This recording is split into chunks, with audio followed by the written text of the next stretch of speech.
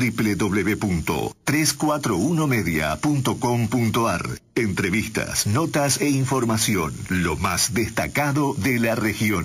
Los carniceros desolaron las islas. Guananaí fue la primera en esta historia de martirios.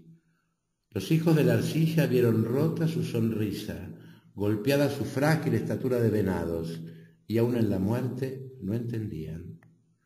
Fueron amarrados y heridos, fueron quemados y abrasados, fueron mordidos y enterrados. Y cuando el tiempo dio su vuelta de vals, bailando en las palmeras, el salón verde estaba vacío. Solo quedaban huesos rígidamente colocados en forma de cruz, para mayor gloria de Dios y de los hombres. De las gruedas mayorales y el ramaje de sotavento hasta las agrupadas coralinas fue cortando el cuchillo de Narváez. Aquí la cruz, aquí el rosario, aquí la Virgen del Garrote, la Laja de Colón, Cuba fosfórica, recibió el estandarte y las rodillas en su arena mojada. Y luego fue la sangre y la ceniza. Después quedaron las palmeras solas. Cuba, mi amor, te amarraron al potro, te cortaron la cara, te apartaron las piernas de oro pálido, te rompieron el sexo de granada, te atravesaron con cuchillos, te dividieron y te quemaron. Por los valles de la dulzura bajaron los exterminadores, y en los altos mogotes la cimera de tus hijos se perdió en la niebla. Pero allí fueron alcanzados, uno a uno sin morir, despedazados en el tormento, sin su tierra tibia de flores que oía bajo las plantas. Cuba, mi amor, qué escalofrío te sacudió de espuma a espuma, hasta que te hiciste pureza, soledad, silencio, espesura, y los huesitos de tus hijos se disputaron los cangrejos. Esto forma parte de una de las obras de la literatura latinoamericana, pero digamos ya de la literatura universal, que se llama Canto General, escrito por Pablo Neruda, el chileno Pablo Neruda, donde en verso, como lo hemos sentido en poesía, narra toda la historia precolombina y ya después de la llegada de los españoles de toda América hasta mediados del siglo pasado, de 1900. Esta parte corresponde justamente a al tema que que centralmente nos convoca hoy, que es la llegada de los europeos a América, que se plasma, digamos, tradicionalmente en la historia como el 12 de octubre de 1492, cuando Colón, en nombre de los reyes de España, llega a estas tierras y toma posesión de ellas en nombre de la corona de Castilla. ¿Cómo es que llega a Colón? ¿Por qué llega a Colón? Todo comienza 50 años antes, cuando los turcos invaden el Medio Oriente y todo el comercio que se realizaba de Europa hacia el Extremo Oriente queda interrumpido por la presencia del poder turco en Turquía y en Grecia. Entonces, todo ese movimiento comercial se pierde porque los turcos eran musulmanes, europeos eran cristianos, y era imposible, ellos obviamente no deseaban favorecer en lo más mínimo el comercio internacional de los países europeos.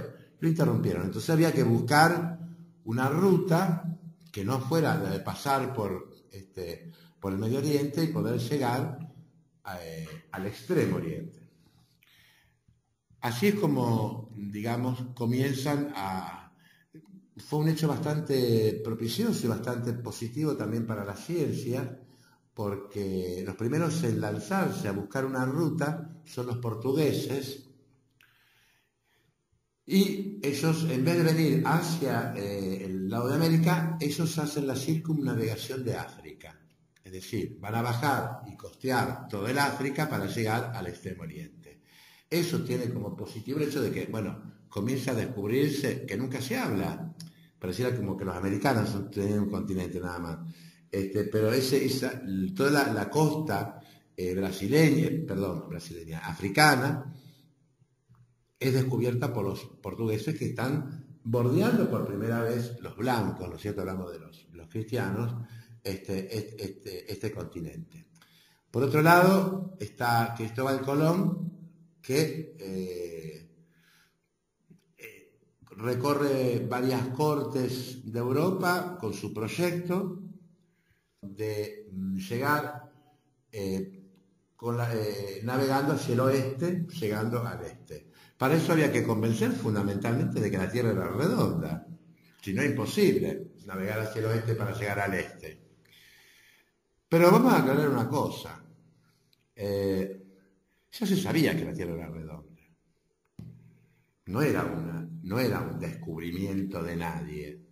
Dante Alighieri, en el año 1300, estamos hablando de 200 años antes, cuando escribe la Divina Comedia, que la hace en base, digamos, gran parte de su esquema, lo hace en base a la Tierra, a la forma de la Tierra, habla de una Tierra redonda. El esquema de Dante es una Tierra esférica, o sea, no era... Se sabía en los altos estamentos académicos, no lo sabía a lo mejor lo vulgar de la gente, pero ya que la Tierra redonda era un hecho, se sabía perfectamente. Lo que pasa es que lo que existía era un gran impedimento económico para poder bancar o sortear o pagar una empresa que no sabía hasta dónde terminaba, porque no se conocían las longitudes, no se conocían los tramos, no sabía entonces qué embarcación había de qué mercancía había que disponer para atravesar un océano. Hasta tanto, la historia del mundo se desarrolla en el mar Mediterráneo, que es un mar, es un lago. Pero no a través de los océanos. Eso era, digamos, terrible. O sea, lo que no podían evaluar realmente.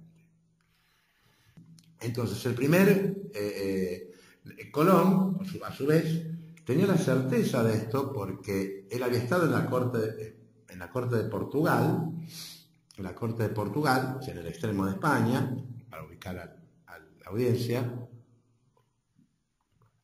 con su proyecto, y su mujer había heredado de su padre, o sea, del suegro de Colón, las cartas de Enrique el Navegante. Enrique el Navegante había sido un rey de Portugal, el navegante porque justamente era un gran estudioso, y tenía, digamos, cartográficamente, estaba totalmente avalado lo suyo.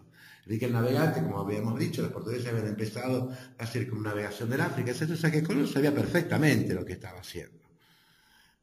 Pero en Portugal están atendiendo otro tipo de problema político y no obtiene, digamos, ese visto bueno por parte del rey de Portugal, y se traslada a España, donde España también está enfrentando un grave problema político. Echar a los últimos árabes que quedaban en España. Los árabes habían invadido hacía 7 siglos atrás España, y los españoles habían empezado a reconquistarla del norte hacia el sur, y quedaba nada más que la ciudad de Granada. Por lo que él se entrevista con los reyes católicos Fernando e Isabel, Isabel de Castilla, Fernando de Aragón, los entusiasma, los convence, pero los reyes de España dicen, no, primero echar a los últimos árabes que quedan en España, después vamos con esto. Y así es, por eso en 1492 es el año no solamente de la llegada de Colón a América, sino también de la unificación completa de los españoles. O sea, en ese mismo año, Colón parte en agosto de 1492 del puerto de Palos, pero 4 meses antes los reyes católicos habían echado de Granada a los últimos árabes, no los habían echado, se habían depuesto al último gobierno árabe que había en España. Y se lanza, digamos, a esta aventura. Aventura que España estaba unificada por, esto ya lo sabrán muchos miembros de la audiencia, la unión matrimonial de 2 personajes. Una era la reina de Castilla, que sería toda la España central, Isabel la Católica, y Fernando de Aragón, que sería toda la parte que hoy sería la parte de Cataluña, Barcelona, Aragón, etcétera, ¿no es cierto?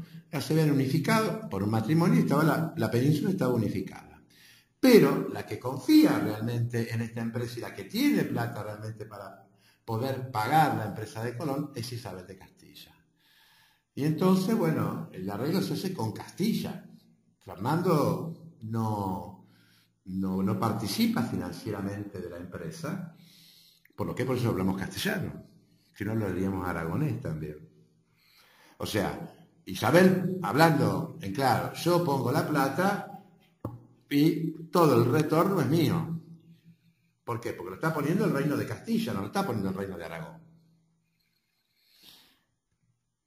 Entonces, bueno, se produce esta llegada inconsciente, es decir, el continente americano se abre en medio del océano, entre el océano Pacífico y Atlántico, dividiendo las aguas entre el océano Atlántico y Pacífico, pero no era una tierra esperada por estos navegantes. Ellos pensaban ir directamente, dar la vuelta, saliendo de España, dar toda la vuelta y llegar al Catay, a China. No, se encuentra que en el medio hay un continente, pero por eso Colón no sabe que él había llegado a un nuevo continente, no tiene esa noción de eso. Con el tiempo, después del tercer viaje, va a entender que esta tierra de la que él habla, a donde él llega, no es la China, se va a dar cuenta. Y por eso acá en Neruda habla de Guananaí, Cuba, ¿no es cierto? Y de Cuba porque es el primer punto que toca Colón, la isla de Cuba, cuando llega de España. Entonces por eso es cuando dice aquí Neruda, Cuba mi amor, te amarraron al potro, te cortaron la cara, te apartaron las piernas de oro pálido, que es las arenas cubanas, ¿no? O lo llama Guananaí, como se las llamaban los indios, que acá es terrible lo que dice Neruda, cuando dice, fueron amarrados y heridos, hablando de los indígenas, de los aborígenes, fueron quemados y abrazados, fueron mordidos y enterrados, y cuando el tiempo dio su vuelta de vals, bailando en las palmeras, el salón verde estaba vacío. Qué maravilloso llamarlo salón verde a Cuba, ¿no? Con esa maravillosa vegetación que tiene, era un salón verde donde dice, bueno, ellos dieron una vuelta de vals, los españoles, y no dejaron a nadie. No dejaron a nadie. Entonces ahí viene, creo que, la reflexión, ¿no? ¿Por qué nosotros, al menos los americanos, tenemos que desterrar para siempre la expresión descubrimiento de América? Para siempre, hay que olvidarse de eso. Esa es una expresión que tienen que tener los europeos. Ellos descubrieron. Para nosotros, ellos llegaron, no nos descubrieron. Si nosotros ya sabíamos que estábamos, que existíamos, había pueblos, culturas, estados, el descubrimiento es desde los españoles, de los europeos. Ellos pueden decir descubrimiento de América, nosotros no. Nosotros no, tenemos que hablar de la llegada de los europeos. Ahí sí, eso es lo correcto. Llegaron los europeos, pero ellos a mí no me descubrieron. Ellos descubrieron que yo existía. Ah, pero el descubrimiento es de ellos, no mío. Yo no soy un descubierto. Bueno, eso ante todo. Y después, digamos, esta cuestión de que se llamó siempre este 12 de octubre, Día de la Raza, y que hoy se llama Día de la Diversidad Cultural, ¿no es cierto?, de respeto por la diversidad cultural. Y es otra reflexión que me gustaría dejar, que ya cuando se habla de seres humanos, y lo digo como licenciado en Ciencias Sociales, hay que erradicar para siempre, olvidarse de la palabra raza. No somos Hereford, Aberdeen Angus, o Rottweiler, o Pitbull. Somos seres humanos y pertenecemos todos a la raza humana, pero no existe raza amarilla, raza china, o raza judía, o raza lo que sea. Eso nos hace racistas. Entonces, no se puede decir Día de la Raza, no se debe decir Día del Descubrimiento de América. y algunas otras reflexiones más que me gustaría hacer en otra entrega. Digamos, total, nos vamos a encontrar antes del 12 de octubre para poder seguir con estas reflexiones respecto de esta fecha fundamental para la historia de la humanidad. www.341media.com.ar. Entrevistas, notas e información, lo más destacado de la región.